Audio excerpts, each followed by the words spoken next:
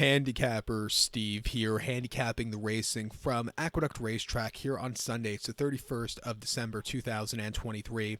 Gonna look at the 8th race from Aqueduct, but before I get on to that, remember to please follow me on Twitter at HorseRacingKid5 for more selections for race courses around the world, and join me tomorrow for my Smarty Jones preview from Oaklawn, and also for the New Year's Day action from Cheltenham. It's a very good card right before the festival. There's one more card at the end of the month, which is preview day for the Cheltenham Festival, but tomorrow's card, you see some good racing there, so I hope you check out that preview and bet on some of those Cheltenham races. But before we get to the 8th race from Aqueduct, it's just been one of those crazy years with, covering the races. It's been a fun year, and I think the highlight for me was finally getting to my first Belmont, and it was a very exciting Belmont Stakes week. Also, thinking that if you would have said to me Wednesday of that week when we got that fog, I would have said, nah, they're going to cancel the weekend. But the week went through. We got to see Arcangelo win the Belmont, and I had a lot of fun at my first Belmont. After years of saying I'm gonna go. It's probably gonna be my last Belmont at Belmont for quite a few years, but it's not my last Belmont. Actually, my family got me the hotel for Christmas. They got me the hotel for that Belmont Stakes week, so I'm going up to Saratoga in June to see the Belmont Stakes at least once at Saratoga and see how I like it.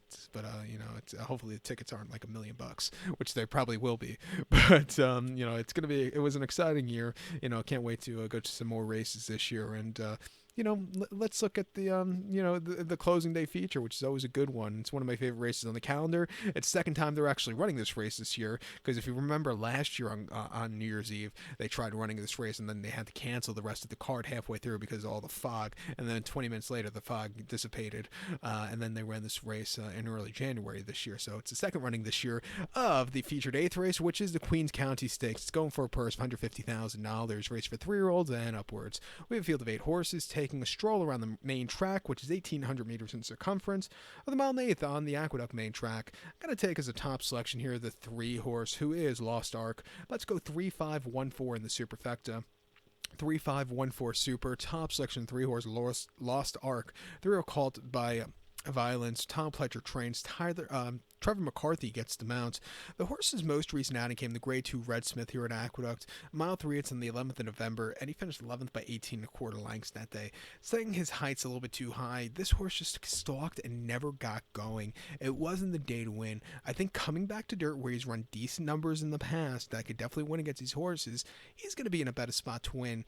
2 back in the Jockey Club Derby at Aqueduct, 1.25 off the turf on the Sop on the 7th of October. He won by 3/4 in length that day, and from a wide trip, Kendrick rode him under the drive to get good position out of the game, in which he did just that. He stalked all the way around the race course. He was slightly wide around the first turn, but when he quickened up, he went away with it. A very good, strong race for him there, back to the dirt.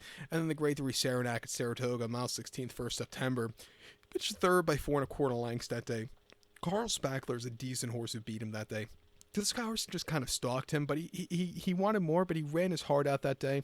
And then most recent race on a faster course in the Curlin at the Spa over the mile and the 8th. He finished 4th by 10 1/4 lengths that day.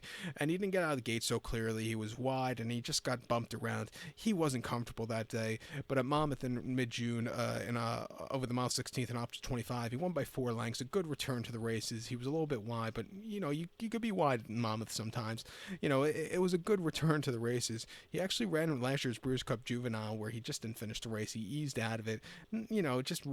It just wasn't keeping up that day. But, as a 2-year-old, he showed potential early on, winning his debut by a half a dozen, came back to win the Sapling by just over a half a dozen, and then ran horribly in the Brewers Futurity, where he had a very horrible trip. But, coming here today, older horses again, I'll give him a shot on the ticket.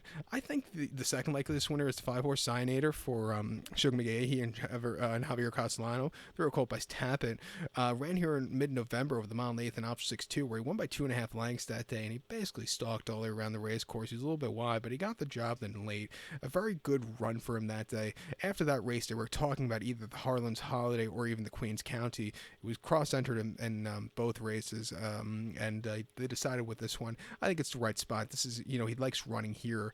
Javier comes up from Florida to actually ride him, which I think is quite cool also.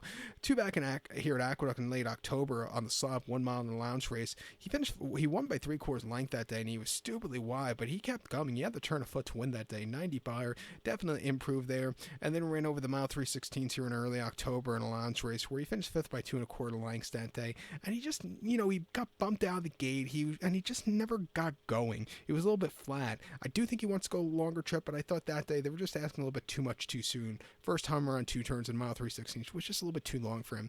Back to a mile and 1/8 here today, training well pacing. At 3-1 with Javier coming up to ride him. Let's give him a shot here on the ticket. But to recap my selection now for the 8th from Aqueduct, it is the Queen's County. Going to take the 3-horse Lost Ark, give kudos to the 5-horse Signator, 3-5-1-4 Super, 3-5 in the multi-race. So good luck to all, and please follow me on Twitter at HorseRacingKid5. Good luck, everybody.